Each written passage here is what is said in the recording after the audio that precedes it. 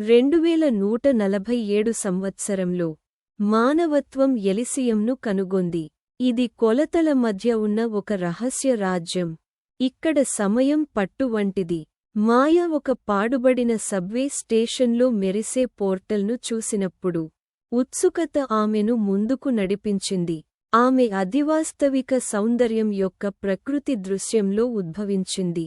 శక్తివంతమైన వృక్షజాలంతో కప్పబడిన తేలియాడే ద్వీపాలు మరియు గాలిలో ప్రవహించే స్ఫటికాకార నదులు.